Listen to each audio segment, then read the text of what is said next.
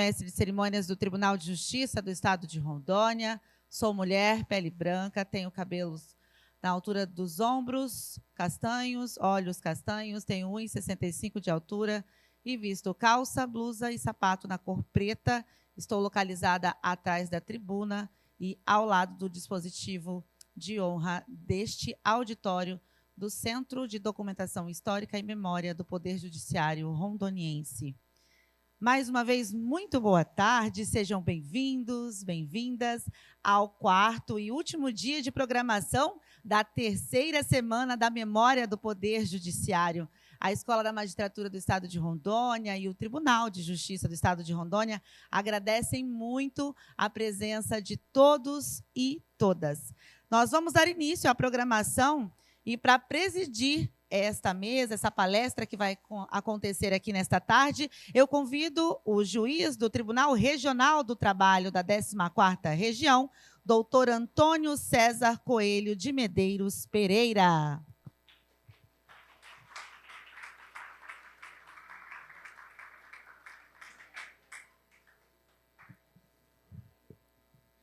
Boa tarde a todos e a todas. Tem coisas que a gente só encontra aqui no TJ de Rondônia. É essa plateia maravilhosa aqui de estudantes, todos animados. E vocês hoje vão ter um verdadeiro show de conhecimento de uma pessoa muito especial. Dr. Claudemiro Avelino de Souza, por gentileza.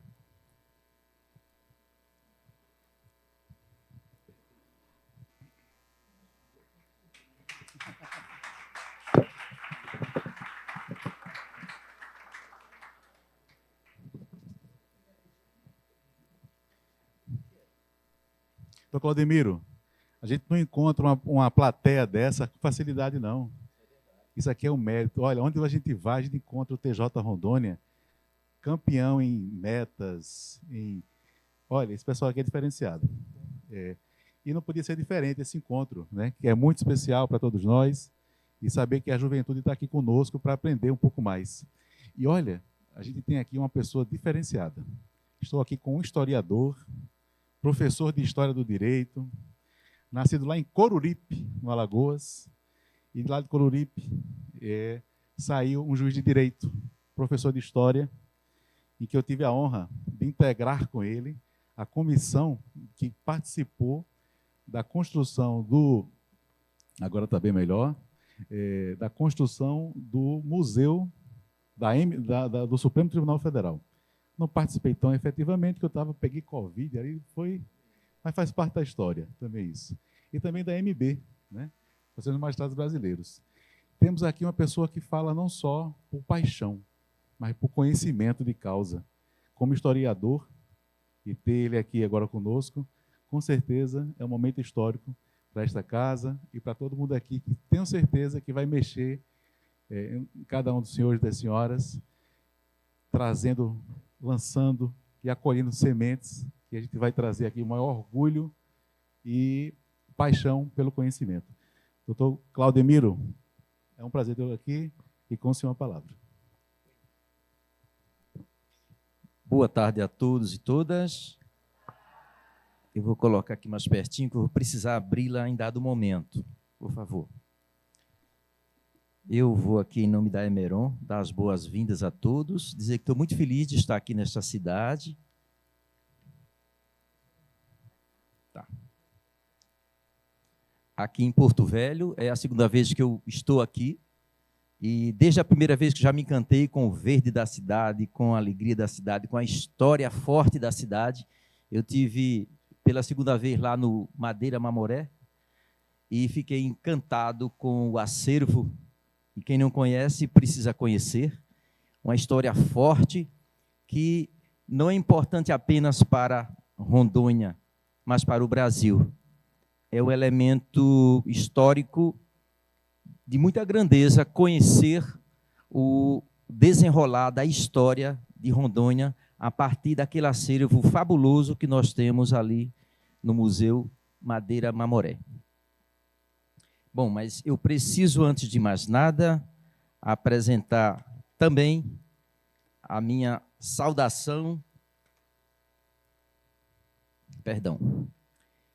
a minha saudação ao presidente do Poder Judiciário de Rondônia, desembargador Raduan Miguel, a todos os magistrados, promotores, servidores, colaboradores, apoiadores, palestrantes que me antecederam e demais autoridades. E vocês, efetivamente, que estão conosco hoje. É para nós uma grande honra. Quando alguém de longe nos visita, ele traz alguma coisa e também, quando vai, leva alguma coisa. Parece não ter sentido, mas tem muito sentido o que a gente traz e o que a gente leva. Foi dessa forma que Rondônia se edificou.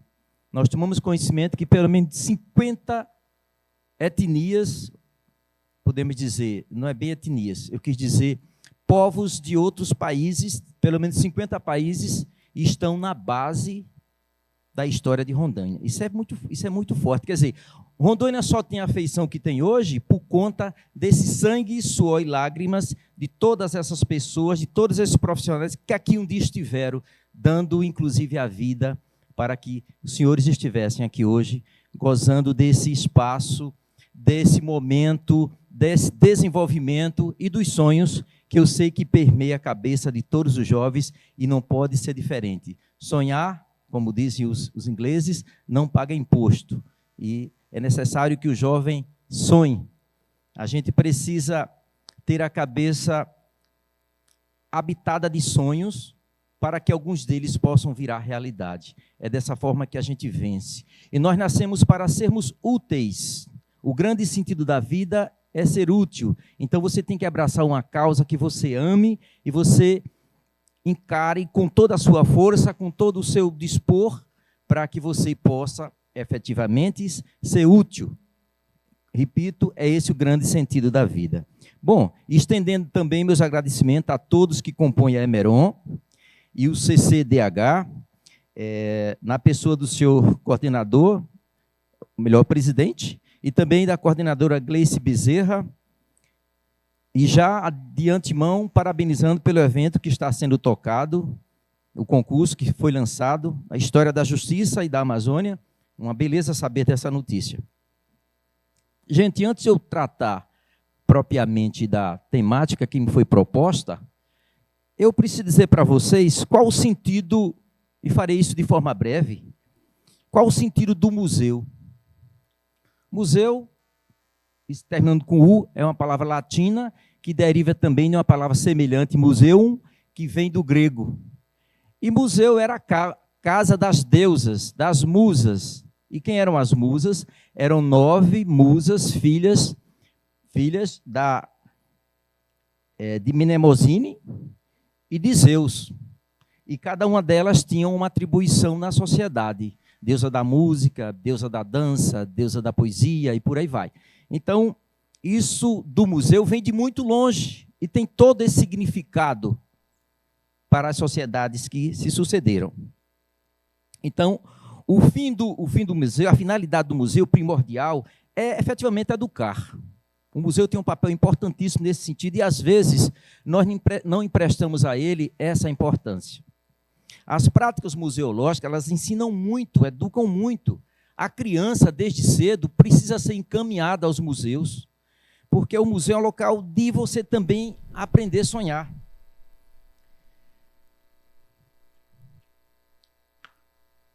Então, essa acolhida que o museu faz, educa muito e faz o jovem ter uma dimensão do quanto ele pode ser importante para a sua comunidade. Estava procurando aqui um textozinho que eu fiz para vocês. Então, o que significa a visita a um museu? Ela incentiva a curiosidade, ela desperta a aptidão, estimula a criatividade. É um cabedal cultural importantíssimo, que aumenta o seu repertório de conhecimento. A visita ao museu diverte, emociona, inspira, desenvolve pensamento crítico. Então, o tempo que você gasta no museu é um tempo de qualidade, porque tudo que eu estou falando é fato.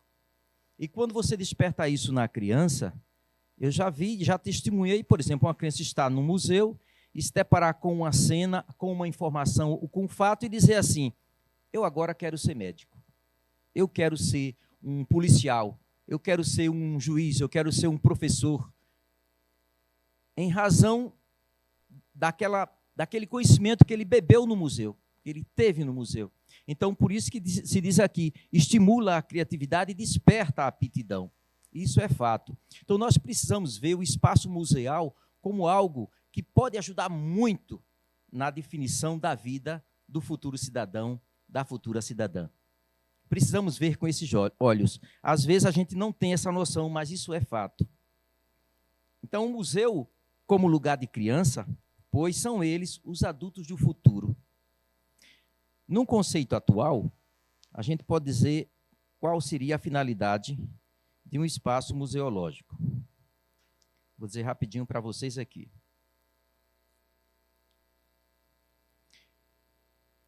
Aberta ao público, acessíveis e inclusivos, os museus fomentam a diversidade, a sustentabilidade. Com participação das comunidades, os museus funcionam e comunicam de forma ética e profissional, proporcionando experiências diversas para educação, fruição, reflexão e partilha de conhecimentos. Então, o tempo todo, a gente está alimentando a mente com informações que formam o conhecimento para que você se torne um profissional na área que você abraçar, de modo que você consiga efetivamente, como disse no começo da minha fala, ser um cidadão útil. Repito, é esse o maior sentido da vida. Bom, a missão que me foi dada foi falar sobre o papel do museu com a sociedade e da sociedade com o museu. Como é que a gente vai trabalhar isso para que a sociedade ganhe e o museu possa ficar cada vez mais forte enquanto instituição e dar, por fim, a sua contribuição. Eu trouxe aqui algumas imagens que podem nos ajudar a entender melhor o que eu vou falar. Eu vou evitar o discurso longo e vou usar mais as imagens. Os orientais dizem que uma imagem vale mais que 1000 palavras. Então, eu vou me utilizar mais das imagens para dar testemunho do que eu já fiz na área que eu abracei. O nosso doutor, há pouco, disse que eu sou magistrado, o senhor sabe disso, mas também sou historiador de formação.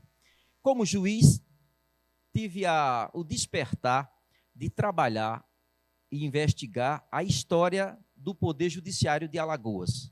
Nesse universo, eu acabei também dominando, permita-me dizer assim, um pouco da história da justiça, da história do direito, da história dos tribunais e da memória do judiciário brasileiro. Então, o cabedal hoje que eu tenho o prazer de dizer que tenho, foi bebendo nessas fontes primevas, que são os documentos antigos, por que não dizer históricos, que eu encontrei no acervo da Justiça do Tribunal de Alagoas. Então, eu arregacei as mangas e comecei a mexer naqueles documentos antigos para exatamente extrair deles a nossa história, a nossa memória. Fiz isso quase que individualmente, já tem uns 15 anos que eu trabalho dessa forma, e quando o Conselho Nacional de Justiça instituiu, através de resoluções, que cada unidade jurídica do país, quero dizer, os tribunais, teriam que ter um espaço de memorial, nós lá já tínhamos isso praticamente pronto. Então, para nós não foi difícil montar o nosso Centro de Cultura e Memória, que em cada estado chama-se de uma forma diferente, mas é tudo a mesma coisa. Um chama museu, outro Centro de Memória, outro Centro de Cultura, mas é uma unidade museal com a mesma finalidade. Então, quando o CNJ instituiu isso, nós já tínhamos cabedal, já tínhamos informações, já tínhamos separado acervo suficiente para que nós pudéssemos efetivamente contar um pouco da nossa história. E aqui, quem não conhece o estado de Alagoas, capital Maceió, que nos dê a honra da visita, e estando lá em Maceió, por favor, vá até o nosso Centro de Cultura para testemunhar o que eu estou dizendo. Eu tive muitas boas surpresas mexendo nesses papéis. Cheguei numa cidade antiga, não vou contar a história toda não, viu, gente? Temos os slides para trabalhar aí. Chegando na cidade de Penedo, que é uma cidade antiguíssima, vocês terem noção, em 1501, Américo Vespucci já estava entrando ali no Rio São Francisco para fazer reconhecimento da área, atendendo a Duarte Coelho, que era foi um dos primeiros donatários, exatamente. Então, para ter noção como essa cidade que eu trabalho é antiga. E o prédio que era o Fórum Antigo, já não estamos lá, já estamos em outro, ele funcionou ali, na década de 30, o Banco do Brasil. o Banco do Brasil. Então, quando eu passava no corredor, eu vi uma porta de ferro, de metal, com aquelas roldanas típicas de caixa forte, não sabia bem o que era, mas em dado momento, eu, curioso, como historiador que sou, acabei mandando abrir a porta e lá me deparei, senhores, com mais de 800 quilos de papéis do século XIX e do século XVIII. Então, fiz um curso de restauro e de arquivologia para poder entender melhor e lidar com esse material. Comuniquei o achado ao Tribunal de Justiça, ao Instituto Histórico e outros órgãos da cultura local, para que eles tivessem noção da importância dessa descoberta. E foi em cima desse acervo que eu comecei a entender como funcionava a justiça no passado, né? E era muito diferente, era extremamente diferente. Só para a gente ilustrar mais ainda, o que nós temos hoje como Câmara Municipal, no passado chamava-se Casa da Câmara e Cadeia. Nas vilas do Brasil Colônia, eram eleitos 5 homens e os 2 mais votados ganhavam o título de juiz ordinário. Por que ordinário? Porque não tinha formação jurídica. Os outros 2 chamavam-se oficiais da Câmara e o quinto era o procurador. Então, nessas 5 figuras, nesses 5 homens, nós tínhamos o embrião do Poder Judiciário, do Legislativo e do Executivo. Então, no Brasil Colônia, nas cidades mais antigas, existiu a Casa da Câmara e Cadeia, que fazia a gestão das vilas. Com o desenvolver das cidades, com o crescimento das cidades, o movimento do comércio aumentando, a arrecadação de imposto também, Portugal começou a mandar para o Brasil outra figura chamada juiz de fora. Nós sabemos que na cidade de Minas Gerais, no estado de Minas Gerais, tem uma cidade chamada Juiz de Fora, e essa cidade é alusiva a essa figura administrativa da justiça, que também teve atuação lá. Então, esse juiz de fora, esse sim, era formado em leis e cânones, e, portanto, conhecia o direito. O juiz ordinário não tinha formação, ele aplicava as regras e os costumes, pura e simplesmente.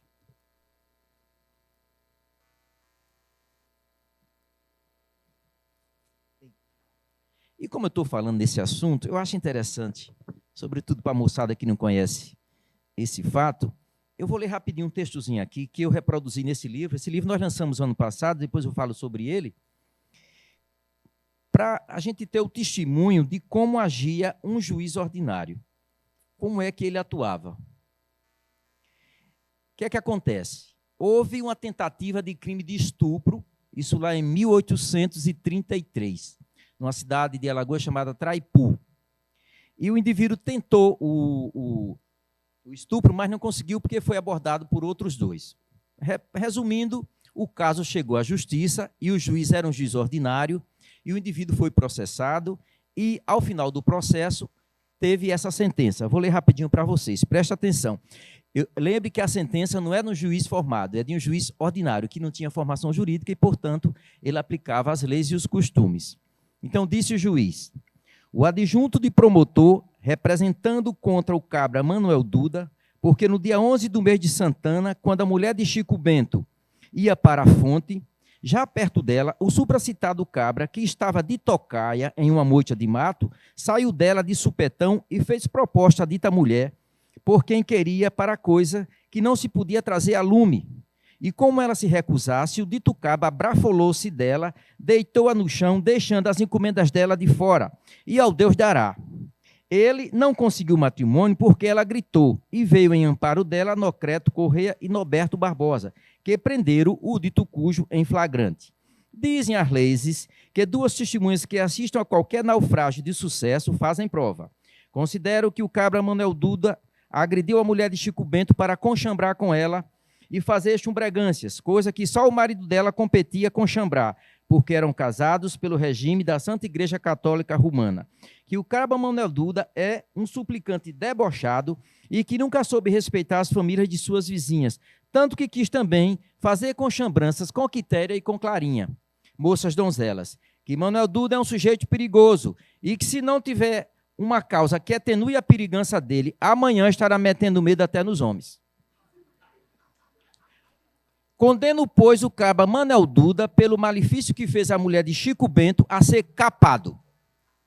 Capadura que deverá ser feita a macete. Macete, gente, é um martelo de madeira. A execução desta peça deverá ser feita na cadeia desta vila. No meio carrasco, o carcereiro, Cumpra-se, apregoe-se a ditais nos lugares de costume. Porto da Folha, Traipu, em 13 de outubro de 1833. Juiz ordinário Pasquinha. Então, eu, quando localizei esse material, achei extremamente importante, não porque ele é jocoso e faz a gente rir, mas para mostrar como o juiz ordinário atuava, já que não era um homem formado em direito. Bom, mas eu não vou contar tudo não, que esse livro é grosso, tem muita história.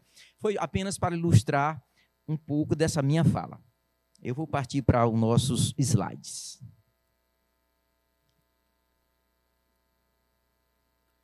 Encaixa aqui, por favor, que eu acho que eu mexendo desencaixei.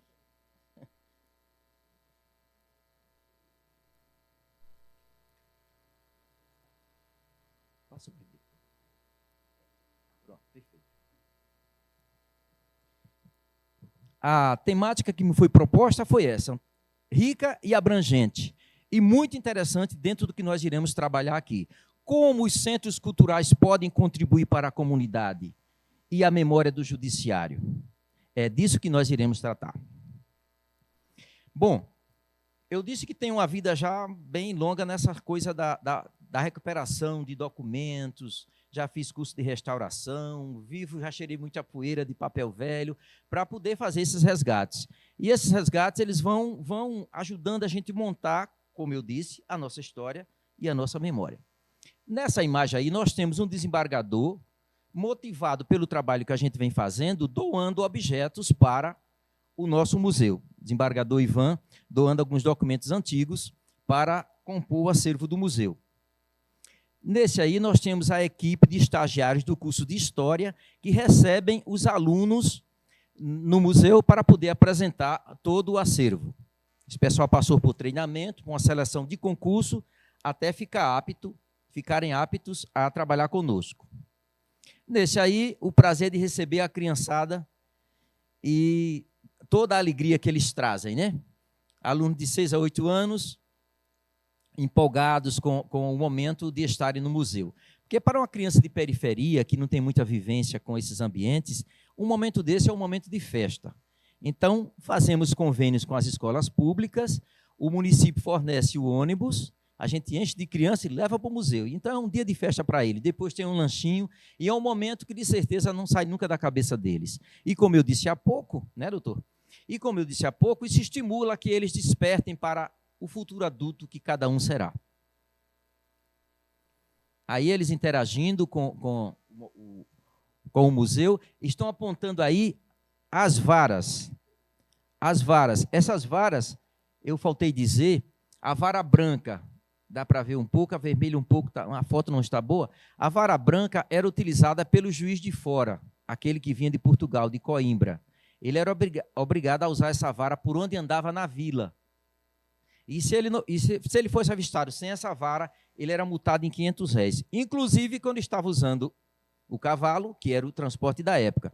Então, a vara branca era utilizada pelo juiz de fora e a vara vermelha era utilizada pelo juiz ordinário. O oficial de justiça tinha uma varinha menor, verde. E a expressão traga debaixo de vara ou sob vara, que a gente ainda usa hoje no coloquial jurídico, decorre desse momento em que o oficial recebia o documento do juiz e ia até lá o cidadão com a vara na mão, e se ele não viesse, o pau cantava. Mas não é assim mais não, viu, gente? Isso foi no passado. Evoluímos, né? Bom, o nosso espaço lá, o que é que a gente fez? A gente não se limitou apenas a colocar o documento ou objeto tradicionalmente como se faz no museu. A gente trabalhou muito a questão da interatividade, ou seja, utilizando os elementos cibernéticos, já digitais, para que o aluno pesquise com facilidade. Por exemplo, desembargador, nessa imagem aí, a gente tem a história de todos os desembargadores de Alagoas. Quem for pesquisar, ele vai visitar, ver a imagem, ver a história de cada um, a evolução de cada um. Então, uma fonte de pesquisa eletrônica que facilita muito a vida de todos. Isso aí era um livro, foi um dos livros que eu publiquei, que o tribunal resolveu colocar também nesse espaço. Bom, a gente está falando de como a gente precisa interagir com a sociedade e vice-versa. um dos momentos que a gente também fez lá foi esse aí, um sarau de poesia e música chamado Universos dela, celebra a criatividade, a palavra e a singularidade feminina. No Dia da Mulher, a gente reúne as magistradas e servidoras do Poder Judiciário e fazemos um momento de música com recitação, isso dentro do Salão Nobre do Museu. É uma forma de você interagir com a sociedade e, além de tudo, comemorar a data. E, lógico, a gente só consegue fazer as coisas com as tratativas junto aos gestores. Então, precisamos ter um contato direto o tempo todo com o presidente do Tribunal de Justiça, e esse é o nosso atual presidente. Aquela do meu lado é Irina Costa, que é uma africana, cantora de fado, que atualmente está como diretora do museu. Um dia eu trago ela aqui para cantar para a gente, ela é muito boa. Bom, aí é um momento de uma exposição que nós reunimos, inclusive algumas informações aqui do norte, quando a gente falou de etnias, de alvarás, do branco, do negro, do indígena. E foi uma exposição muito bonita. Tinha um acervo tridimensional, que são os objetos, muito rico para explicar cada momento desse, do homem branco, do índio e também do negro. Eram 3 momentos. A gente colocou Brasil colônia, Brasil império e Brasil república. E, nesse contexto, essas 3 raças, sobretudo. Ali está a desembargadora Elizabeth, o presidente do tribunal e outras pessoas relacionadas com a biblioteca e com o próprio museu. Bom, instituímos também um concurso de fotografias. A gente escolhe uma temática e joga para a sociedade, do modo geral. Não só de fotografias, mas também de dissertação. E depois, no final, tem premiações, dá computadores para a criançada, é muito interessante. O pessoal participa com vontade, belos trabalhos são produzidos e eles acabam ganhando, né? Porque, além dessa interação, os primeiros lugares têm também um excelente prêmio. Eu estou falando de coisas que a gente pode fazer movimentar o museu através da sociedade e vice-versa. É essa prática que a gente tem adotado lá. Bom, aí são os estagiários de história que nos ajudam a gerir o museu. Aí também foi um evento muito importante, que nós participamos como palestrante, chamada Agenda 2030, que é uma temática adotada pela ONU, vocês devem estar acompanhando isso, foi muito interessante também, e vinculada ao museu, onde a gente convida os alunos das universidades para acompanhar. Também o 3º Encontro Estadual de Museus de Alagoas, que a gente reuniu lá no nosso museu, com esse objetivo de aproximar a sociedade do trabalho cultural e museológico que a gente desenvolve.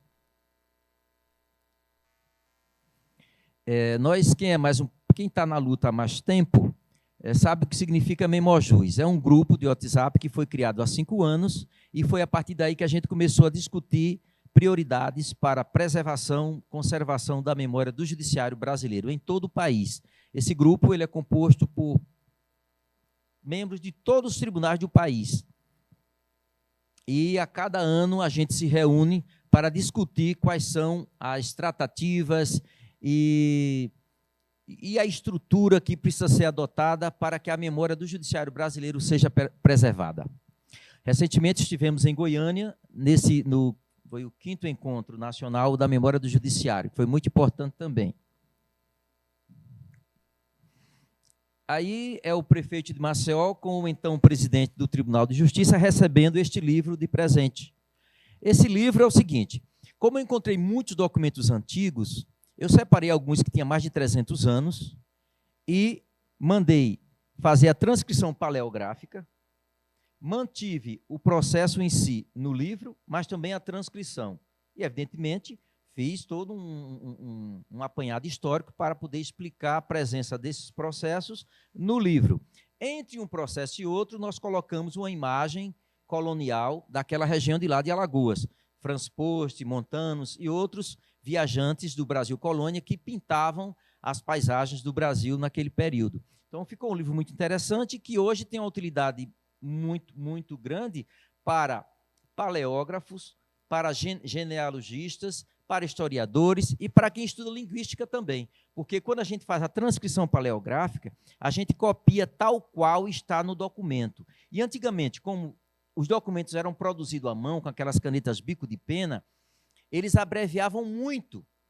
E aí o paleógrafo, que é o homem especialista em ler esses documentos antigos, precisa conhecer essa técnica para poder reproduzir fielmente o texto. Aí são os alunos interagindo com as peças históricas. Nós chamamos de agenda semanal com as escolas públicas. São muitos alunos que vão diariamente por lá. Aí, no final, após a visita ao museu, uma foto de confraternização na porta do museu. O nosso museu funciona no prédio histórico do Tribunal de Justiça. É uma prática comum quase em todos os estados que tem espaço histórico de monumentos. Nós também adotamos isso aí. Bom, esse documento aí, gente, tem uma história muito rica e interessante. Para se construir o Tribunal de Justiça de Alagoas, lá em 1912, Alagoas tomou um empréstimo ao governo francês, de 500 francos na época. E foi mandado um alagoano para Paris para fazer as tratativas dos pagamentos. Se vocês olharem de perto esse documento, ele tem a parte um pouco defasada, porque ele é feito de selos. Significava dizer que esse cidadão que foi para Paris para ficar fazendo o pagamento das parcelas mensais, ele pagava e destacava um selo desse. Em dado momento, o cidadão deixou de pagar. A Alagoas repassava o dinheiro e o cidadão não pagava. E, por conta disso, ele foi preso, foi processado, preso e acabou morrendo na cadeia em Paris. Morreu rico, mas morreu na cadeia. Depois, Alagoas, depois de uns 10 ou 12 anos, conseguiu pagar o que devia à França, né? Bom, eu sabia desse fato, mas nunca tinha visto um documento desse. Eu, como sou colecionador de documentos e livros, um conhecido que eu tenho lá me informou que tinha alguns documentos desses disponíveis. E aí eu dei um jeito de ir à França buscar esse documento. E hoje está exposto no nosso museu, todo em francês, uma peça muito bonita, original, feita de papel moeda. Aí foi o momento em que eu estou entregando oficialmente esse documento ao então presidente do Tribunal de Justiça.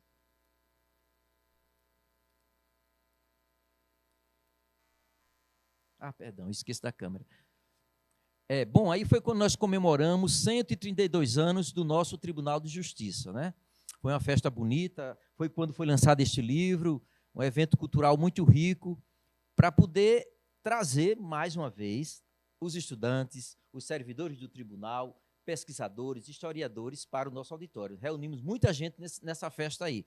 Além de termos também feito uma exposição para os visitantes naquele dia, ou naquela noite, que foi durante a noite. Bom, aí nós temos, acaba que a coisa ganha volume, e hoje nós temos contato com vários tribunais do país, a exemplo do TJ de Rondônia, e recebemos frequentemente visitantes. Ali nós estamos vendo gente de Pernambuco, do Piauí, de Minas Gerais, doutor Betia de São Paulo, embaixadora Rosi de Belém do Pará, enfim. E isso é muito bom porque a gente troca a experiência, um vai enriquecendo ao outro. Uma visita dessa pode render bons frutos. Bom, no final de cada ano, a gente faz um relatório das atividades, apresenta ao presidente do tribunal, ele lê isso aí na sessão plenária com todos os desembargadores, demais interessados, para prestarmos conta do trabalho que estamos a fazer. E, olha, nesse ano aí, recebemos 2.200 visitantes, e em 2024, 4.000 visitantes, e isso tem subido, né? A tendência é que esse ano seja bem mais. Bom, nós também não ficamos apenas dentro do museu, nós vamos também às instituições participar de palestra e levar também o nosso discurso. Não precisa tudo acontecer dentro do museu, pode ser na universidade, nas escolas, na rua, nas praças, dependendo do evento, que nós chamamos de palestras extras. Aí foi quando nós fizemos uma exposição de documentos e objetos relacionados com a história da escrita numa das faculdades de Maceió. Aí o pessoal interagindo numa maquete eletrônica. Aí sou eu com o pessoal recolhendo o material histórico. Isso dá trabalho, gente. Agora é de um resultado tão bonito que você acaba se encantando e encantando também os outros. O que você encontra, o que você descobre, acaba redundando numa contribuição riquíssima para a cultura de um modo geral. Não só do Poder Judiciário, mas do estado que você mora e do seu país também. Porque nesse universo de documentos, eu já encontrei documentos de extrema importância, não apenas para Alagoas, mas para o Brasil. Considerando que aquela região lá, vocês conhecem muito bem, a história foi habitada muito cedo, né? Então tem muita coisa ainda remanescente. Nós encontramos documento de 1500 e alguma coisa, 1600 e alguma coisa. Nesse aqui eu só coloquei de 1700. Porque o título do livro é Processo do século XVIII, mas temos material anterior a isso. Se vocês tiverem a oportunidade de ver, abrindo esse livro, a imagem do processo, doutor, é toda furadinha de traça. E eu não sei como isso sobreviveu, né? E até sei, porque existem dois tipos de papéis. O papel de celulose e o papel de trapo. O papel de celulose é o que nós temos hoje. O de trapo era feito com fibra de algodão e é mais resistente. E a traça não gosta muito dele. Ela corrompe ele, mas não totalmente como se fosse de celulose. Então, por isso que sobreviveu a ponto de a gente estar com eles aqui reproduzidos no livro. Fazemos também encontro com idosos. Normalmente o idoso já está aposentado, não tem muito o que fazer, mais das vezes, e a gente cria grupos para visitar o museu. Eles gostam demais, eles contribuem, fazem doação de objetos antigos. Eu estou falando dessa interação que precisa existir. Então, em todos os slides que estou passando, vocês estão percebendo, há essa interação. Então, você convida os idosos para visitar o museu. Eu tenho uma caneta tinteiro. Meu pai deixou um tinteiro, um mata-borrão, não sei o quê, uma medalha não sei de quem. Meu pai ganhou não sei o quê, um título, não sei. E a gente vai juntando isso e vai melhorando muito o acervo. E essas coisas antigas têm com quem nasceu primeiro, não é verdade? Além do que nós aprendemos com eles, né? Nesse contato. Idosos, mais uma vez, nos visitando, tudo com cabelinho branco, né?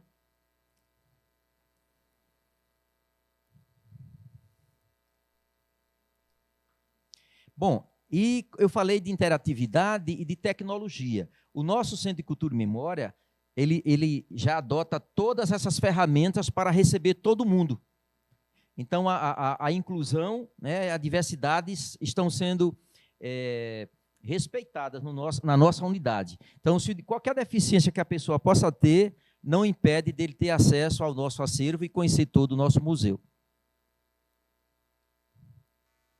Aí é o Braille, né, que inclusive recebemos lá, a primeira pessoa com deficiência visual foi um magistrado, salvo engano, do Piauí. E ele visitou todo o museu lendo pelas placas de Braille que nós temos lá no museu. Por sinal, fez grandes elogios.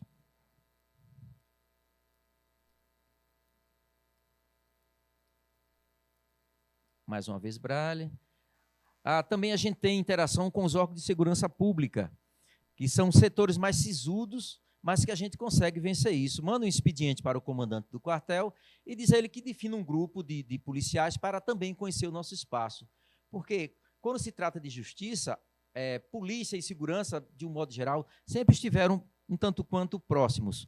Então, toda essa interação é muito positiva para todos. As crianças tendo aula em loco, a gente tem um espaço grande lá que o professor vai com os alunos, dá aula dentro do museu e, tipo assim, se for um fato histórico, aí eles têm a aula da professora e depois vai ver os documentos e os objetos relacionados com aquele fato histórico. Aí a gente faz muitas campanhas de doações de objetos, documentos, fotos, enfim, com a sociedade. Esse aí foi um álbum que a doutora Celina tinha de Pontes de Miranda. Nós sabemos que Pontes de Miranda é um dos maiores civilistas do mundo, coincidentemente de Alagoas, e que deu uma contribuição ao direito no Brasil imensa. Ele tem uma coleção, só uma obra dele tem 60 volumes, para vocês terem noção, que é o Tratado de Direito Privado. É a maior obra escrita no mundo por uma pessoa só, desse Pontes de Miranda. E ele visitou Alagoas pela última vez, eu estou em 78, foi feito esse álbum e a gente não sabia desse álbum, e quando ela soube do museu, levou o álbum e deu de presente para nós, com fotos originais. Então, que resgate maravilhoso, né? E fazemos também exposições em órgãos públicos. Essa aí foi sobre escravismo, escravidão, com documentos originais. Não apenas dentro do museu, mas fora do museu a gente também participa fazendo exposições. Aí foi palestra também realizada. Ali são 2 desembargadores e eu no meio.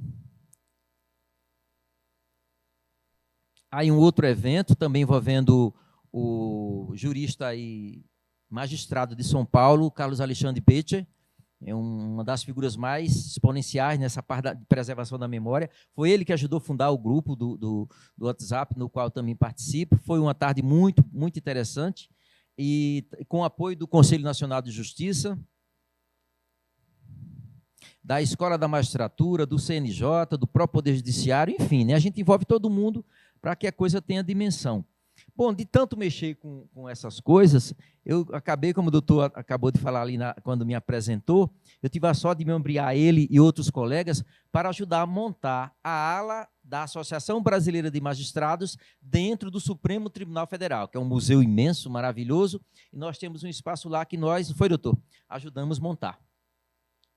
Eu acho que com essa imagem a gente encerra a nossa conversa, e eu disponibilizaria para vocês perguntarem alguma coisa, ou querer alguma informação. Pode perguntar à vontade.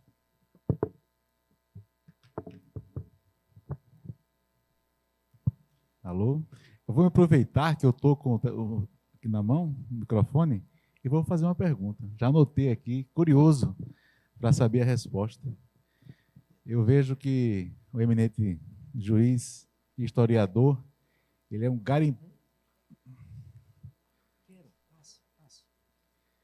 se compara a um garimpeiro. Vai buscar nos escondidos a história contada. Também tem muita história não contada que se perdeu no tempo, né?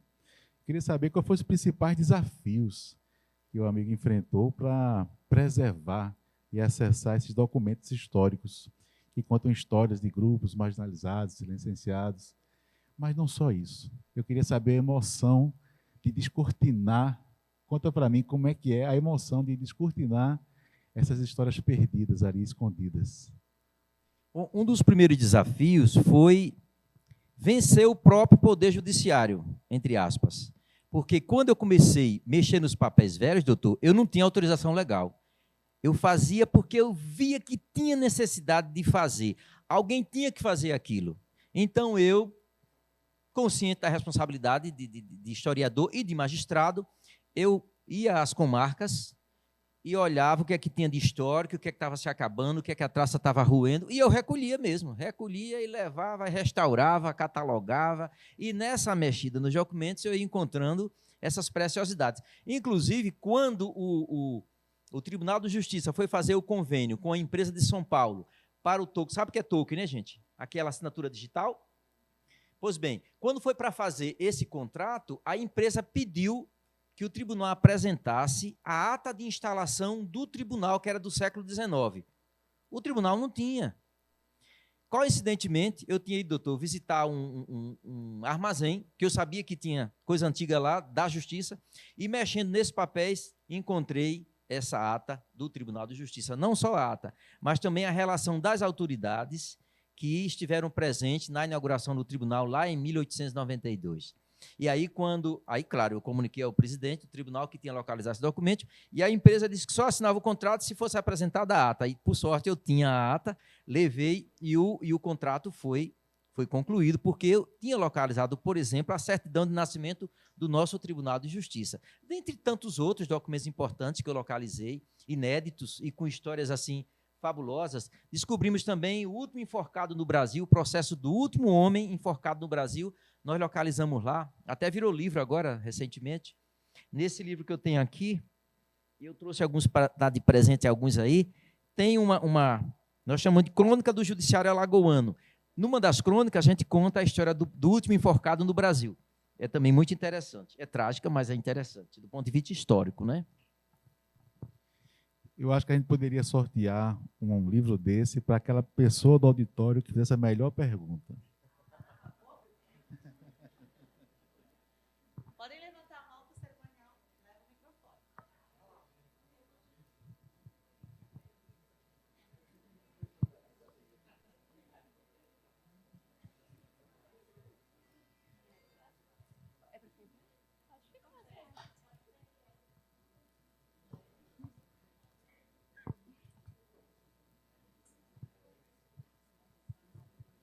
Boa tarde, tudo bem? Eu sou a Alice, Alice Oliveira, da turma do segundo ano D, da Escola Barão dos Solimões.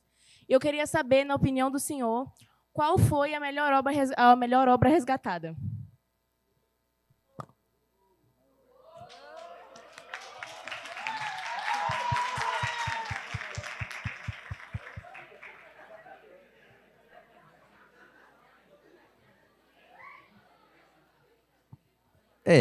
Assim, foram muitas interessantíssimas, mas algumas chamam mais a atenção da gente, né? Essa do Capado foi interessante, mas essa não vale, porque eu já tinha apresentado para vocês. Meu Deus, outro caso interessante. Tem muito, gente. Agora eu me lembrar de um que agrade a vocês aí. Por exemplo, lembrei de um aqui. Eu descobri um processo que o cidadão nasceu livre, um negro, já nasceu livre, a lei do ventre livre, mas a mãe dele continuava escravizada. E aí, doutor, ele trabalhou toda uma vida para juntar dinheiro e comprar a liberdade da mãe. Chega me arrepio quando eu falo disso. Porque eu vi isso lá, né? Ele contando como trabalhou, como juntou o dinheiro para comprar a liberdade da própria mãe. Achei isso belíssimo, um documento original, por exemplo, e podia dizer aqui mais um monte deles. Esse me chamou muita atenção. Outro também, o cidadão morreu, tinha muitos escravizados no patrimônio dele, porque naquela época era considerado coisa, objeto, né? Não era sujeito de direito. E aí, quando se foi fazer a partilha dos bens, o juiz mandou colocar os móveis, os tachos de cobre, as moedas de ouro, e mobília, e os escravos também. Tudo junto, como se coisa tudo fosse.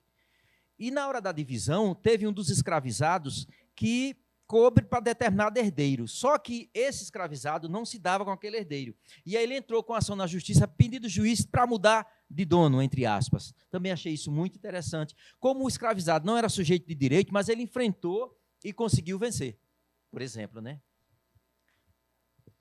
Superar essa pergunta vai ser difícil, mas está lançado desafio. Opa, mais um.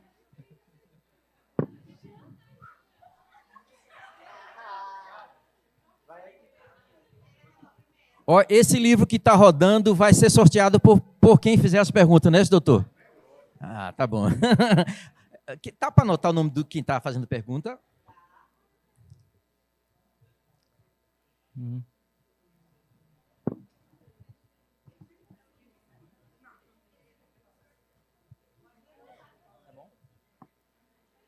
Boa tarde, juiz, historiador, Claudemir Avelino e os mais presentes aqui no auditório. Me chamo Gustavo, sou do segundo C e eu queria te fazer a pergunta: qual é a sensação de fazer parte qual foi a sensação de fazer parte na reabilitação do acervo do STF, né, da história? Como é fazer parte dessa reconciliação com o sistema judiciário brasileiro? E se no seu começo o senhor já pensava nisso? Perfeito. Primeiro, elogiar a sua voz de comunicador, né? Olhe, essas experiências, elas são muito ricas, né? Elas são muito ricas. Por exemplo, quando eu estive, doutor, lá em reunião, até o ministro Dias Toffoli estava lá, que eu fui contar a história dessas varas, porque é o seguinte, a gente se forma em direito e não sabe a história dessas varas. Por que chama 10ª vara, vara da família, 20ª vara? Por conta dessas varas que o juiz no passado utilizava. A gente se forma em direito e não sabe. Eu, quando falei com o ministro, ele também não sabia. E aí eu contei a história das varas. Ele disse: Claudemiro, eu quero um par dessas varas aqui, uma réplica, né? E eu mandei fazer o par de varas, já se encontra lá no Museu do Supremo. Inclusive, o desembargador Alexandre, ele fez foto dessas varas lá no museu.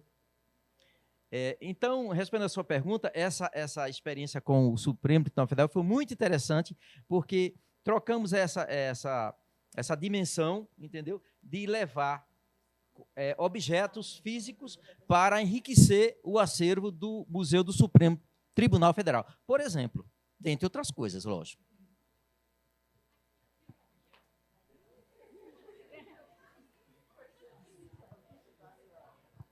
Oi, boa tarde. Meu nome é Sara, eu sou do segundo A e eu queria fazer 2 perguntas, na verdade. Qual curso o senhor se informou primeiro e se essa ordem influenciou na visão do senhor sobre a preservação dos monumentos? Em qual curso o senhor se informou primeiro? E a segunda é se essa ordem influenciou na visão do senhor sobre a preservação dos monumentos. É Sara, é? Ô, Sara, eu quando tinha 9 anos, eu dizia que queria ser historiador. E a família ficava zombando de mim. Né? E eu cresci com essa coisa de ser historiador. Quando fiquei adulto, o meu avô disse, rapaz, tu conversa muito, é melhor você fazer direito. E eu fiquei com isso também na cabeça. Acabei fazendo direito, mas não esqueci do curso de história. Assim que eu pude, alguns períodos de direito foram cumulativos com o curso de história. Na verdade, eu entrei logo no direito, mas também, assim que pude, também fiz vestibular para a história e me formei nos dois. Eu tenho uma paixão muito grande pelas duas coisas, e aí eu juntei o útil ao agradável, né? Hoje eu sou um especialista em história do direito. Ó. Olha, um livrinho importante numa hora dessa, está todo mundo concorrendo, né? Só tem pergunta boa. Aquela senhora ali levantou a mão.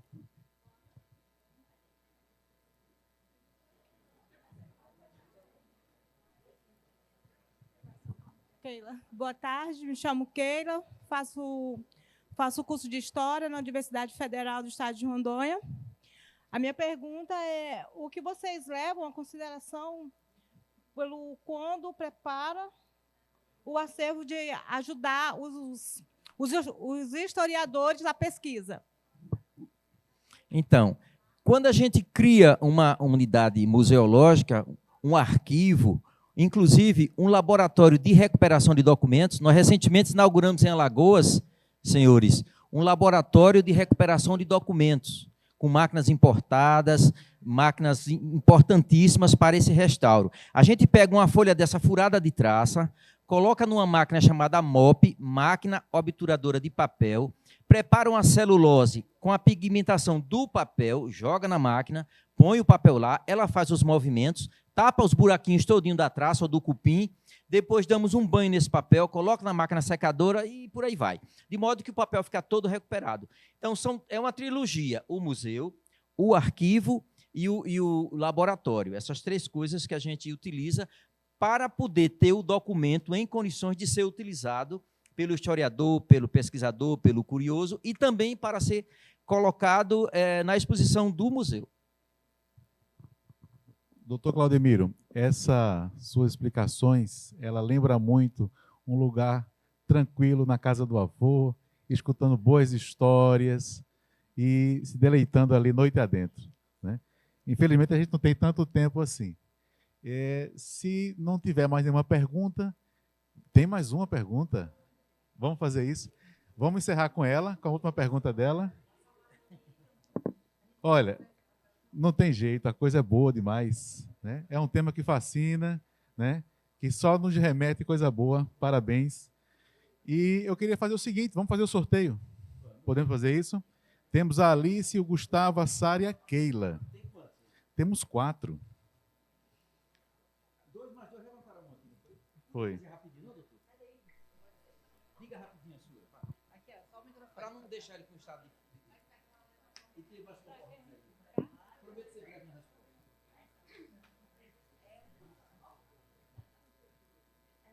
Boa tarde, meu nome é Adá, eu sou do segundo D e eu queria... Mais alto?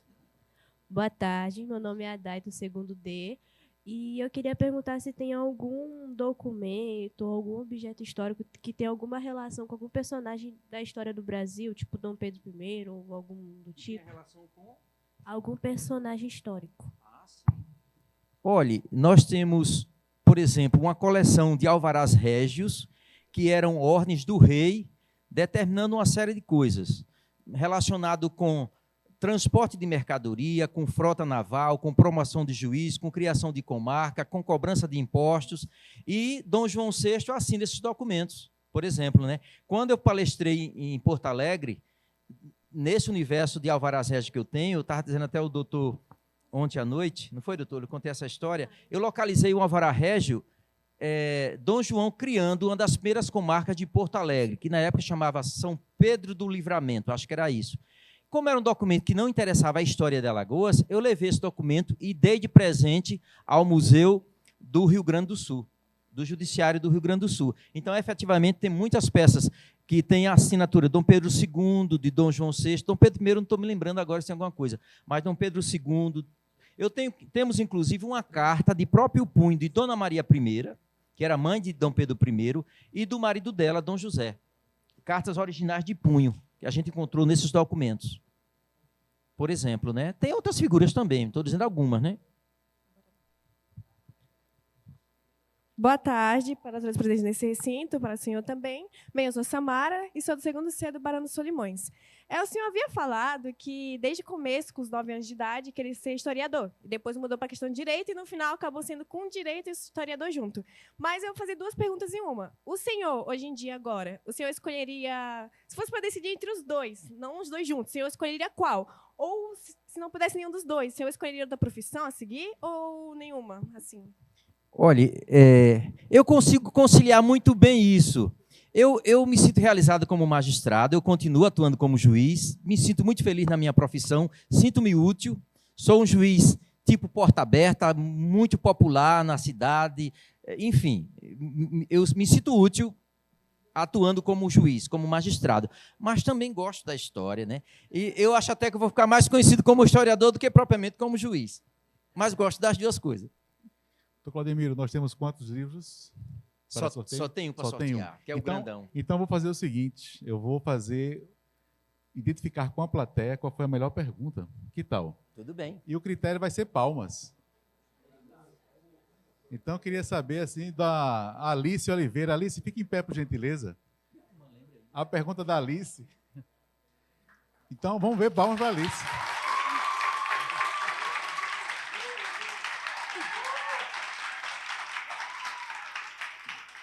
A Alice está bem cotada. Está bem cotada. Gustavo, por gentileza, fique em pé.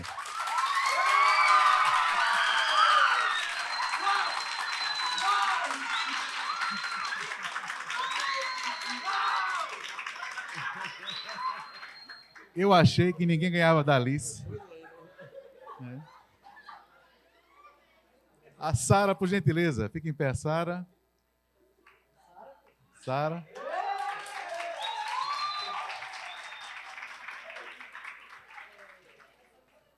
Olha, as perguntas foram boas, né? Keila. A Keila. Palmas para Keila. Obrigado, Keila. Adaí.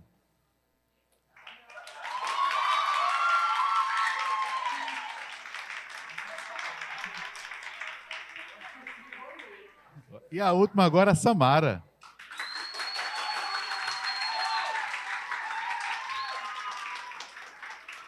Olha, eu não sei dizer. Para mim está todo mundo... Eu vou deixar com o senhor.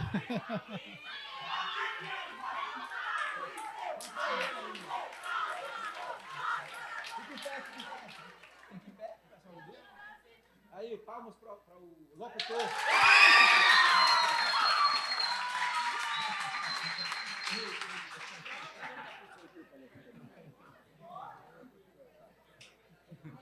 Como é que vai resolver isso?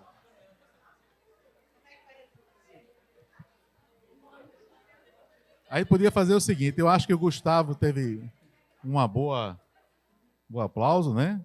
Qual foi o segundo para vocês? Alice. Então vamos repetir, olha. Vamos botar 3. De 6 vamos reduzir para 3. Gustavo, Alice e o terceiro seria a Samara. Então vamos repetir. Palmas para a Samara.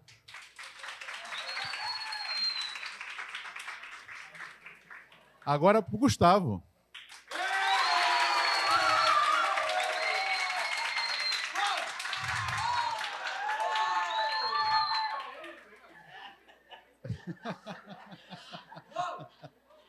Agora a turma da Alice tem que caprichar.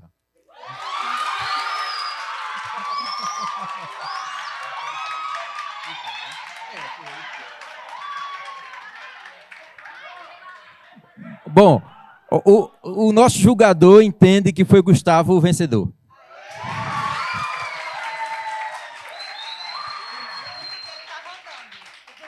Você localiza? Vamos encerrar?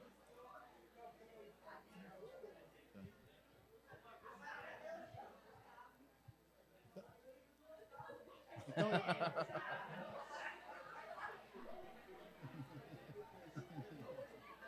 animou a turma para voltar para as outras. Animou o pessoal para voltar. Né? Gustavo, por gentileza, vem aqui para a gente tirar uma foto.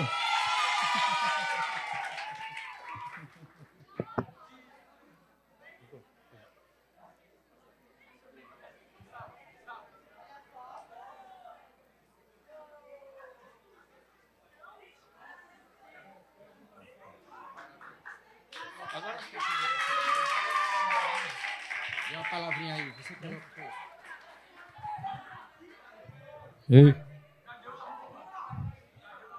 Não só agradecer aqui o reconhecimento, né? Foram ótimas perguntas, tanto da Alice, Samara, gostei de todo mundo, gostei muito da cerimônia, espero mais que o sistema judiciário apareça com mais palestras nas escolas, porque é muito importante, né? Ter esse reconhecimento de várias áreas, não só a área judiciária, como da história do Claudemiro, e no mais é só isso, obrigado.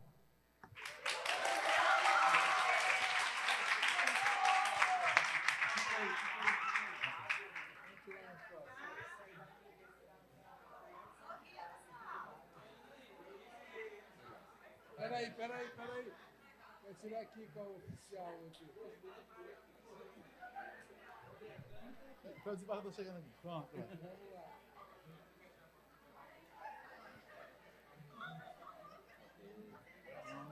Falou, hein, bonitão? Show, hein? Parabéns, viu? Legal. Podemos encerrar? Olha...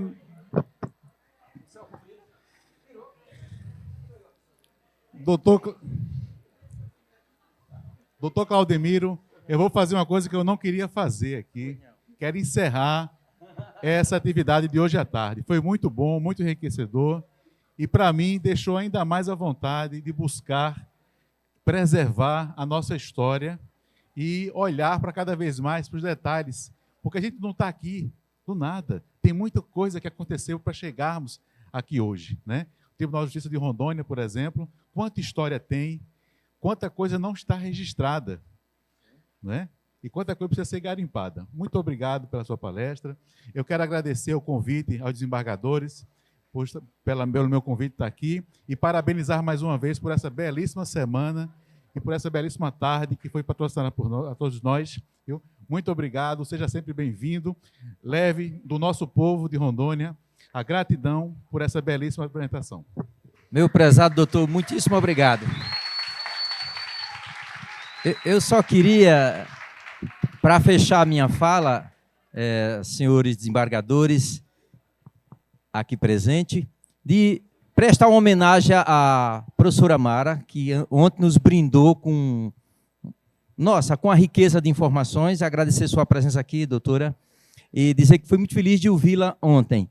E assim, só para fechar a minha fala, eu sou metido a poeta também, a vida da gente é um começo, eu prometo ser breve, a vida da gente é um começo, meio e fim, né? Invariavelmente. Começos, meio e fim.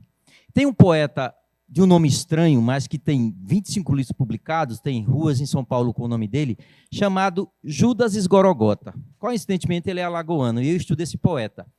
Tem um poema dele que eu acho que é um primor para explicar esse começo, meio e fim da vida de todos nós. Então, disse Judas: certa manhã deixei a minha casa.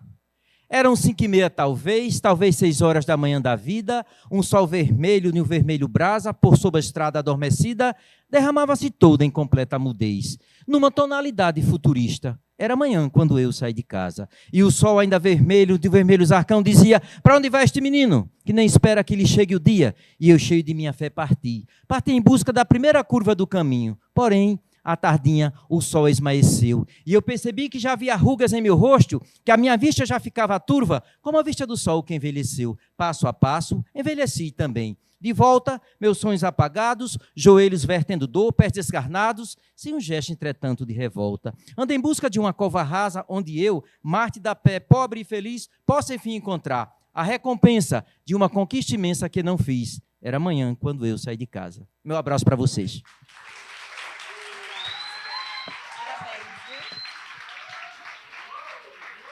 Quero convidar para receber das mãos do nosso presidente de mesa, aqui receber o certificado, nosso palestrante, que nos brindou hoje com esse show em forma de palestra. Em nome do desembargador, diretor da Emeron, desembargador Alexandre Miguel, eu passo para Vossa Excelência, com muita alegria, um certificado da escola da Emeron, por esse trabalho que foi feito aqui hoje, que será, com certeza, para a nossa história pessoal, uma fonte de muito enriquecimento. Parabéns e muito obrigado mais uma vez. Eu quero convidar também o desembargador Alexandre Miguel a fazer a entrega do certificado de participação ao nosso presidente de mesa, doutor Antônio César. Você está contratado pela Rede Globo. Vamos olhar lá para a foto. Vamos todos? Mais à frente.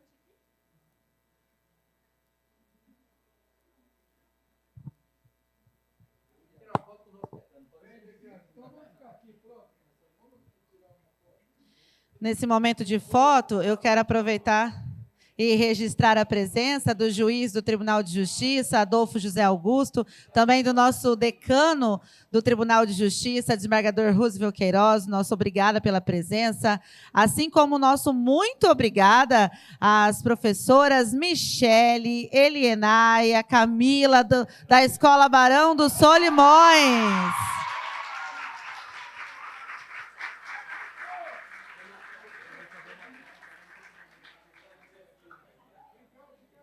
A foto agora vai aparecer vocês, e aí depois eu quero que todos vão lá no Instagram CCDHM para ver se ficaram bonitos na foto, pode ser?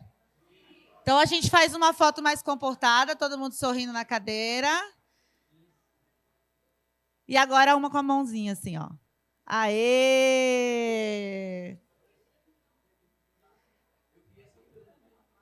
Aqui, peraí. Só mais um pouquinho, só mais uma, ó. Olhou para cá. Foto com áudio agora. Uhul! Aê, foi. Muito obrigada, pessoal. Não acabou ainda não, por favor. Agora nós teremos uma apresentação cultural muito interessante. Queremos a presença de todos e todas. Nossa equipe vai desmontar aqui o palco para que os artistas possam se apresentar. E agora apresento a vocês Sabrine Sampaio e o grupo vocal Cantador. Boa tarde. Em 1985, chegava a Porto Velho José Alves da Silva, maranhense, natural de Vitorino Freire, criado em Santa Inês. Filho de seu Jorge e Dona Maria Madalena. Com sua mala, uma lamparina e sonhos no peito, ele atravessou rios e trilhos, trazendo na bagagem sons da infância e o desejo de plantar músicas em novas terras.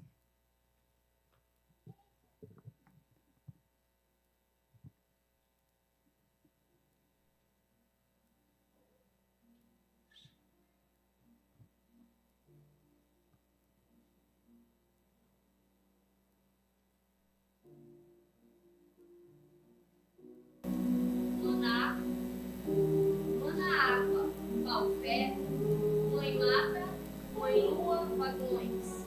Uma escada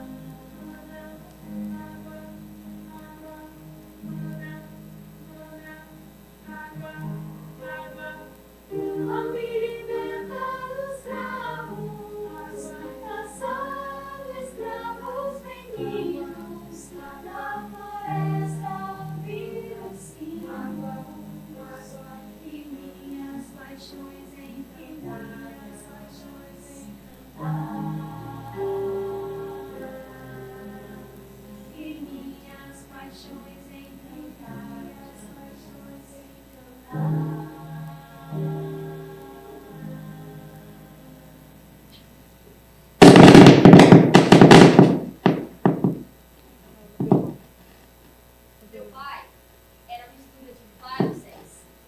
O pai, o compositor, o artista, o amigo, o filho.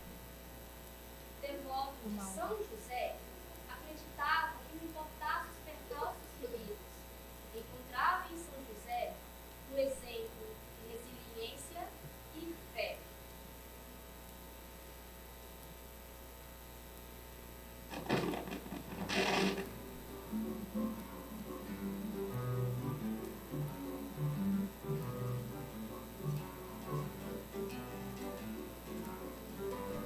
Um carpinteiro de nobreza tão sutil, um padroeiro forte lá pra Macapá. Pai antigo daquele que é o maior dos reis, posso chamar São José operário do lar. Aquele que corre sertanejo pela chuva no estilo e das famílias é o maior protetor. Contanto é que mamãe assim me batizou, tem seu nome, São José, o servidor.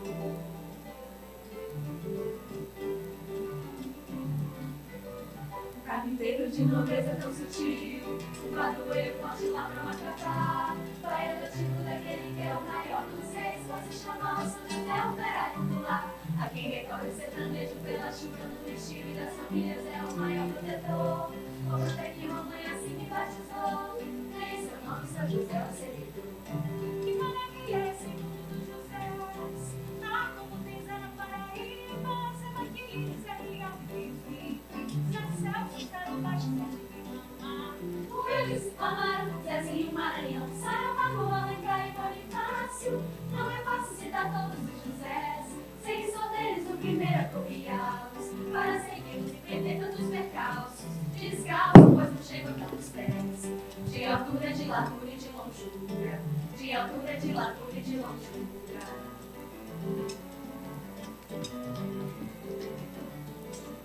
Carpinteiro de nobreza tão sutil, um padroeiro forte lá pra Macapá.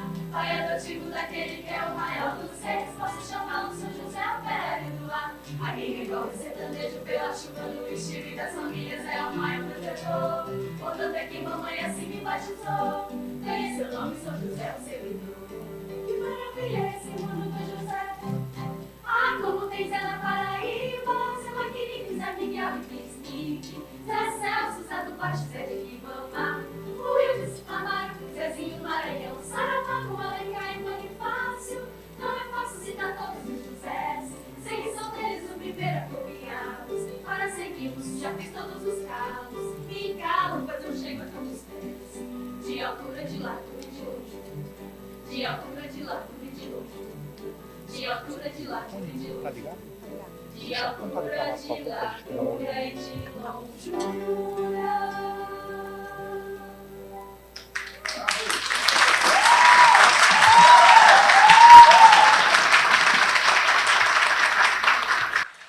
Na Caixa Branca, ele levava mais que som. Levava raízes, fé e tesouros de frequência inestimável.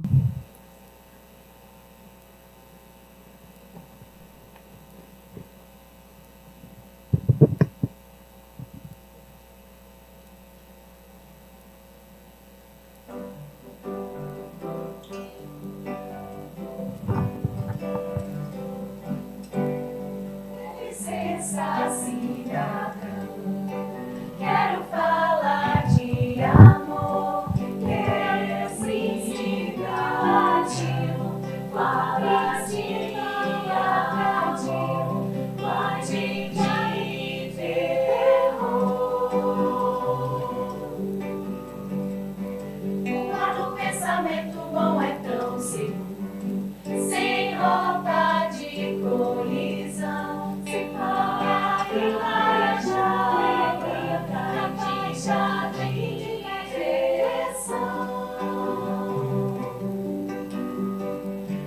Abraça a liberdade que tem asas, você verá quem tem razão.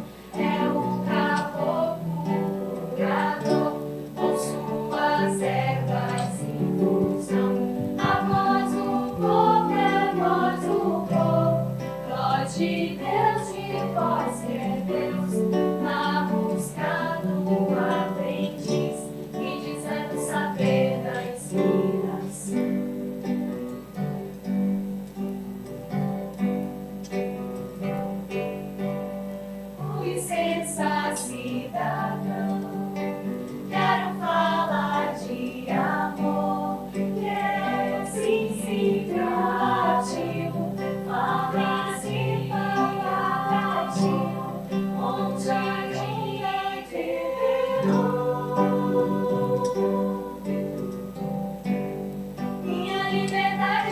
história diz que é você, amada vida minha, rainha do encanto e bom, frequente claridade que aqui pousou.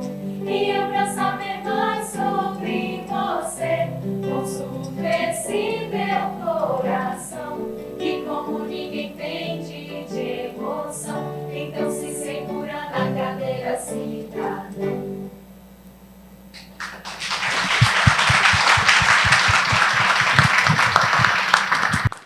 Na floresta, encontrou o sagrado, nas águas, o silêncio, e na música, sua oração.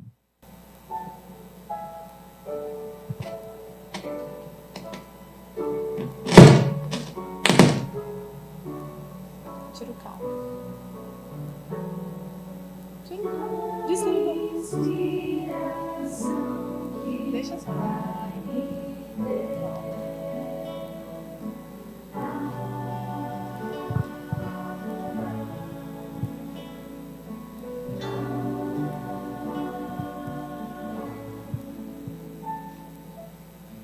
Entre o que mais prezo nessa vida, aos meninos, a mulher e o violão, a mamãe e o papai com meus irmãos, meus amigos, um barco, um porto velho, uma japonesinha, meu chinelo, a buscar de galgar mais um degrau, Maracá, minha fada oficial, e a inspiração que papai me deu. A buscar de galgar mais um degrau, Maracá, minha fada oficial, e a inspiração que papai me deu. Inspiração que o pai me deu.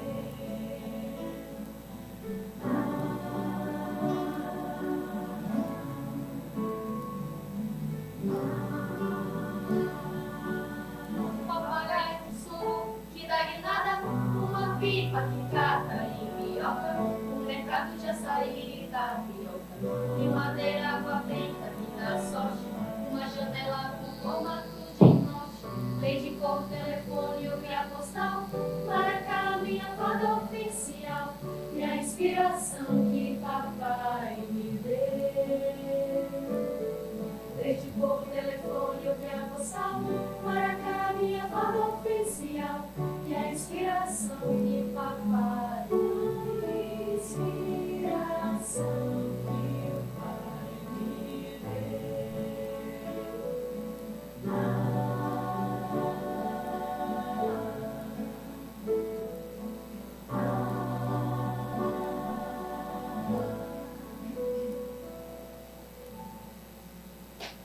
Prezo o prazeroso cantarolar dos passarinhos que cedo me acordam. Natureza se bebe pelas portas, nossas matas são verdes que dá bandeira, liberdade de peixe na fieira, Maracá, minha fada oficial, e a inspiração que papai me deu. Nada pago viver original, Maracá, minha fada oficial, e a inspiração que papai me deu.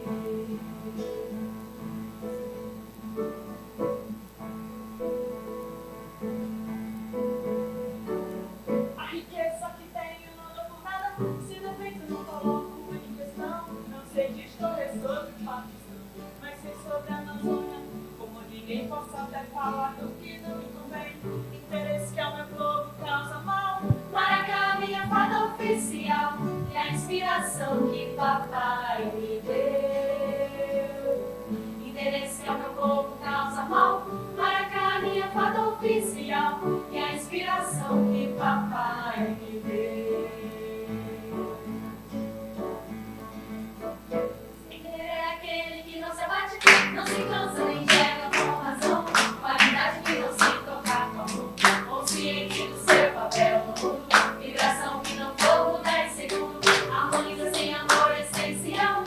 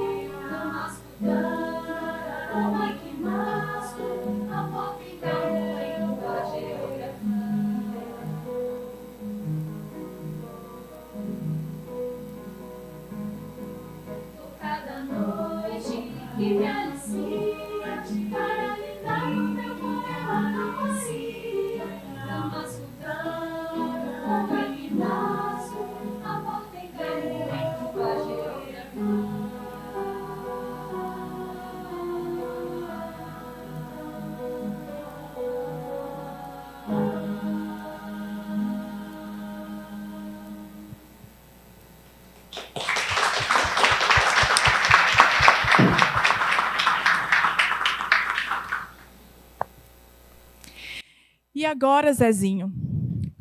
Como ficamos? Eu, com a minha viola, virei bicho folharal, me apaixonei pela Amazônia e estou ao seu dispor.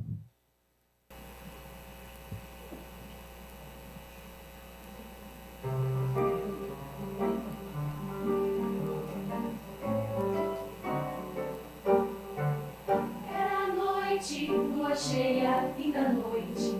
Zanzinho suava a passarada do local. De farra, as cigarras sonavam e os vagalumes prediziam o luau. Histórias correndo proibidas aos decibéis que permitiam ambiental. Violava, violento gostar do ritual, do ritual, do ritual. E eu, a pinguim, a minha viola, me olhará. Tirei o verso ao meu amor que traz no meio, mas o fruto da Amazônia Ocidental. E eu, a pinguim, a minha viola, me olhará o meu amor. Tirei o verso ao meu amor que traz no meio, mas o fruto da Amazônia Ocidental.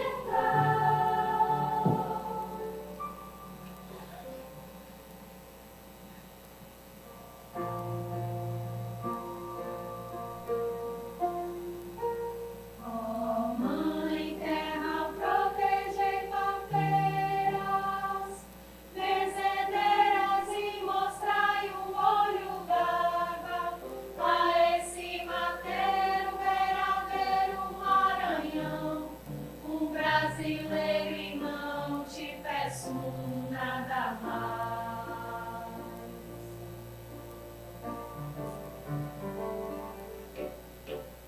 Foi aí que Deus Pai abençoou, pois nessa estrada nunca me deixou sozinho. Deu minha roupa então, me vestindo de canção. E agora José, o canto perguntou baixinho. Deu minha roupa grupão, me vestindo de canção. E o tempo respondeu, e agora Zezinho?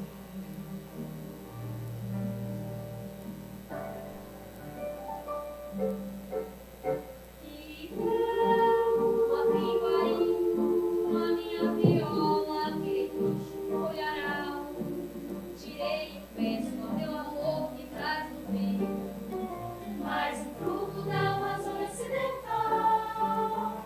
E eu, a pinguim, a minha viola, olhará o meu amor. Tirei o verso ao meu amor que traz no meio, mas o fruto da Amazônia Ocidental.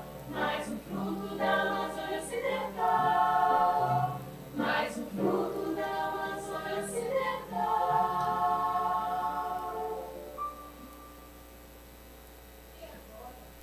Zezinho!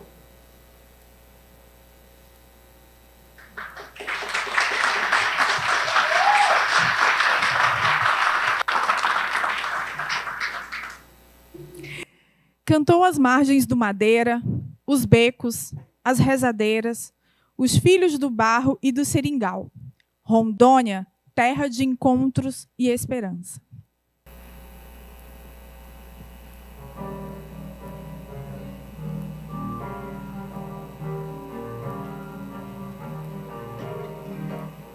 Um dia desses de noite, em casais sozinhos, só a cidade recebia seus rastros de leão. Assim feito vagalume, de nuvem de pequeno voo, alertei meu pensamento quanto à imaginação. E voar na liberdade requer ter bom coração. Quase tudo tem limite, só o amor e amar que não.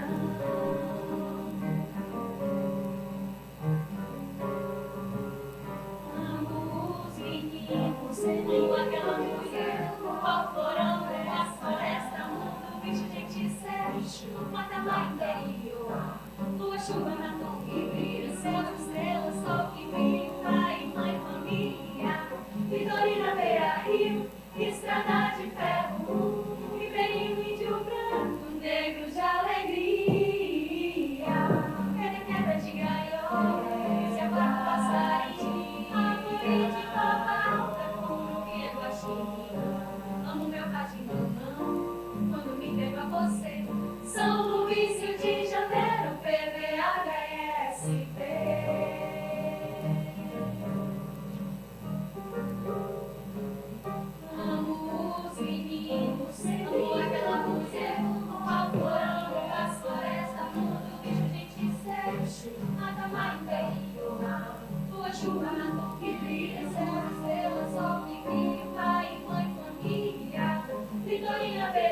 rio, estrada de ferro, e vem um índio branco, um negro de alegria.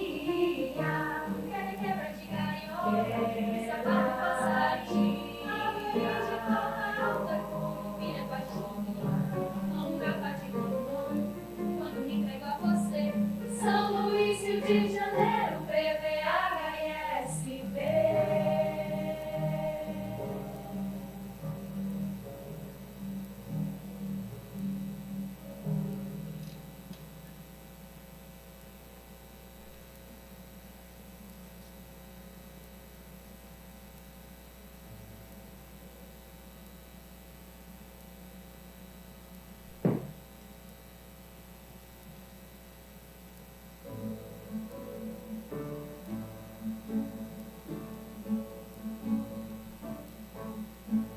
O rio me arrio quando o rio passa, acho graça no balanço que ele faz. A correnteza é bailarina, o leito é praça, a dança é água que penetra clara no cais. Por entre arbustos cicloais, mas esse rio é demais. É de cristal, é natural, é de manhã.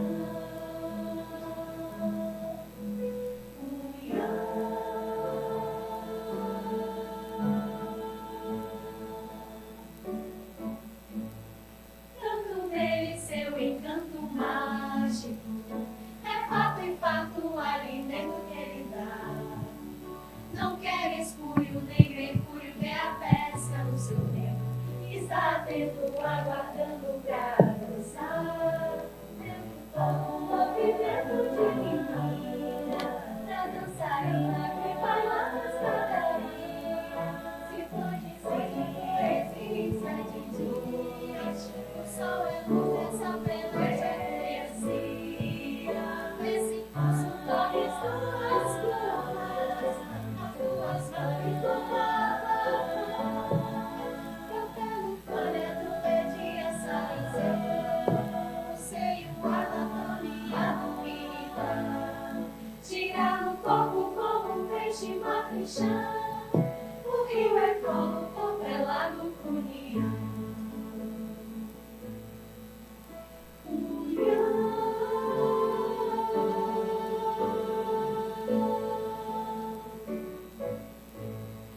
Eu me alivio quando o rio passa, acho graça no balanço que ele faz. A correnteza é bailarina, o leito é praça, a dança é água que penetra clara no cais. Por entre arbustos cicloais, esse rio é demais. É de cristal, é natural, é de manhã.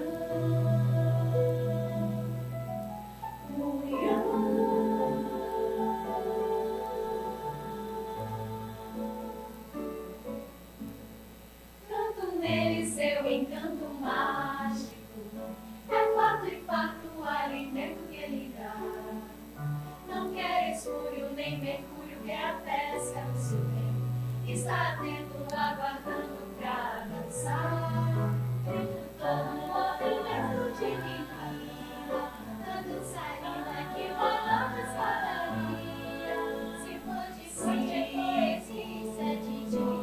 O sol é luz, nessa peleja é poesia. Nesse passo corre suas plumas, as tuas flores do mapa. Cabelo, folha do verde, essa o seio, a anatomia da vida. Tira o corpo como um peixe matrichão.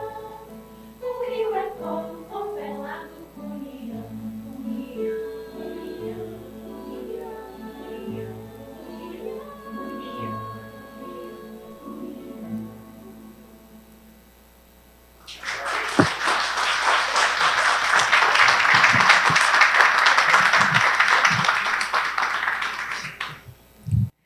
No ventre d'água da Amazônia, uma flor se abre em silêncio. Não é só planta, é reza, é resistência, é memória que boia sobre o tempo. Vitória rege, raiz de lenda, flor de luta e flor do nosso chão.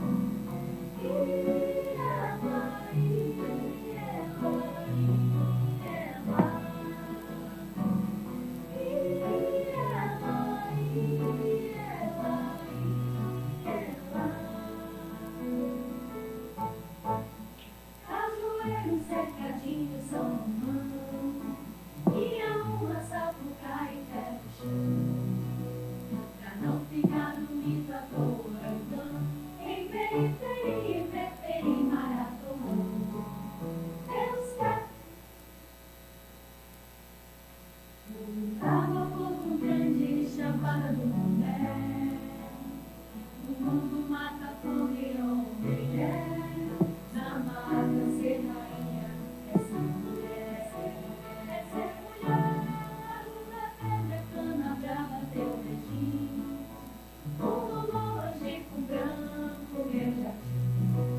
A pele que não se repele é você quando me quer porque quer. Mas se você de mim proprietaria, tal como a Amazônia me amaziei, é nós destino em terra de meu Deus. Nenhuma folha cai senão por vontade do Pai. Mas se você de mim proprietaria, tal como a Amazônia me amaziei, é nós destino em terra de meu Deus. Nenhuma folha cai senão por vontade do Pai. Mata, que mata a fome, fome que mata essa, pra outra malta, que mata é peça. Mata, que mata a fome, fome que mata essa, pra outra malta, que mata é peça. Ou se você de mim proprietaria, tal como com a Amazônia me amaziei, é nós destino em terra de meu Deus. Nenhuma folha cai senão por vontade do Pai. Ou se você de mim proprietaria, tal como com a Amazônia me amaziei, é nós destino em terra de meu Deus. Nenhuma folha cai senão por vontade do Pai. Mata, que mata a fome, fome que mata essa, pra outra malta, que mata é festa. Mata, que mata a fome, fome que mata essa, pra outra malta, que mata é festa.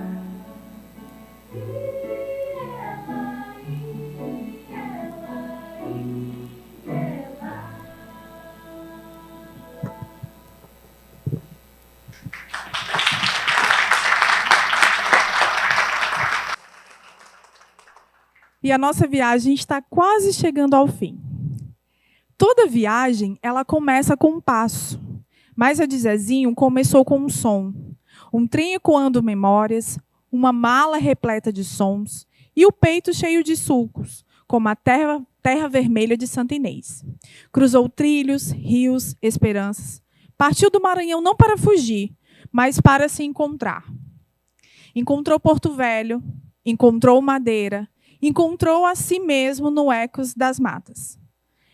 Essa não é a história de um homem, é a história de um povo, de um lugar que se faz lá, sempre que alguém canta com verdade.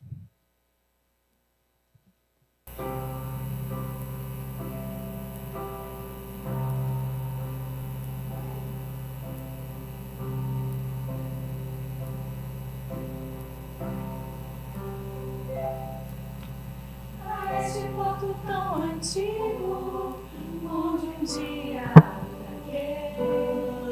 fui trazido a reboque das pororocas que encontrei. Roubei meu porto velho mais seguro e acolheu com distinção. Me deu vida pra viver com emoção. Porto Velho, os teus rios, meus caboclos e aldeias, seringueiros nas florestas, garimpeiro e terra cheia.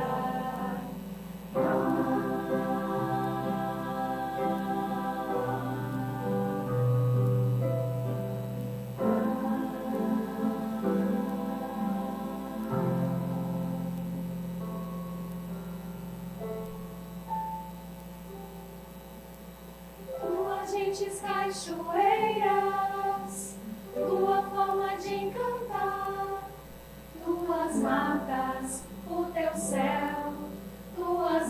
noite, seu luar, os teus campos, teus mistérios, luas lendas, os teus contos, cobra grande, boto rosa, nas barrancas do Madeira.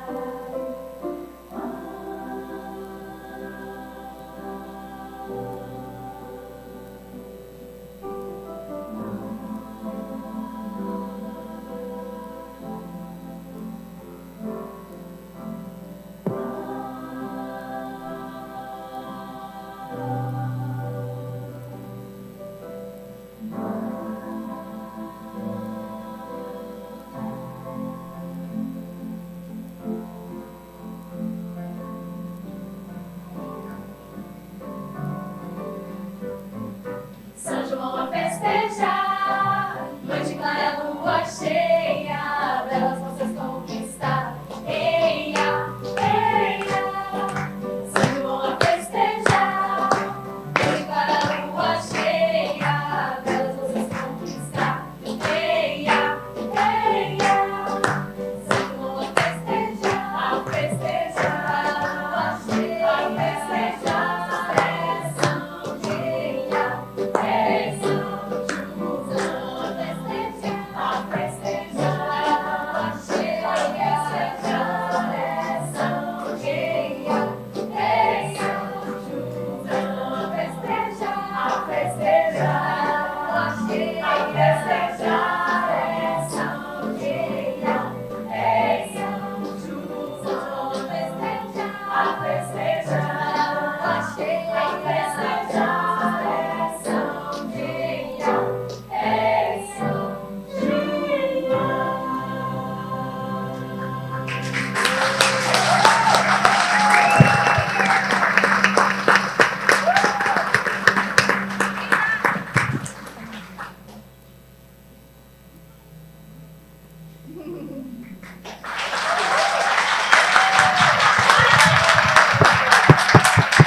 Grupo Vocal Cantador.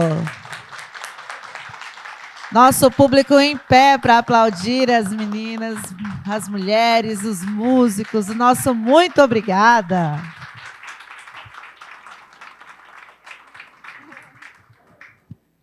Muito obrigada. Aí, muito bem. Nossa história é feita de saudade. As malas estão cheias de poesia e os frutos espalhados nesse palco. Aqui o maranhense se fez rondoniense, se fez canção, e aqui deixamos a lembrança viva de Zezinho Maranhão, que fez da sua história a arte e da arte a sua eterna morada. E eu queria agradecer muito a presença de todos vocês, principalmente das pessoas que nos convidaram para cá, em nome do desembargador Alexandre Miguel. Muito grata pelo convite. Esse espetáculo ele foi montado há 5 anos atrás para homenagear um músico da cidade, que é o pai da Gina e da Alina, que está ali na plateia. E a família de Zezinho Maranhão está por aqui também. O texto ele foi construído e a história desse espetáculo ela foi feita por Cecileide Correia, que está lá atrás, junto com Alice Poltronieri.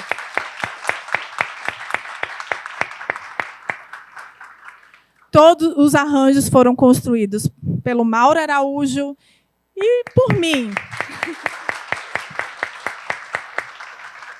E convidamos o Leonel Reis para participar dessa nova versão que foi esse espetáculo.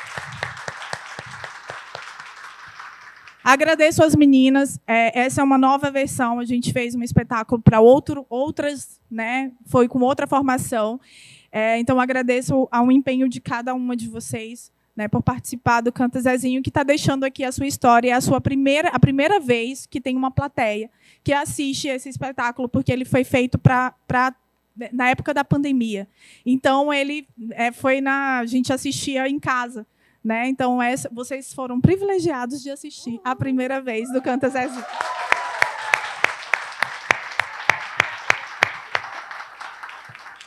A Via Music, muito obrigada. E obrigada a todos. E obrigada, Jana, pela belíssima a nossa entrada aqui. Né? Muito obrigada, gente. Palmas! Obrigada!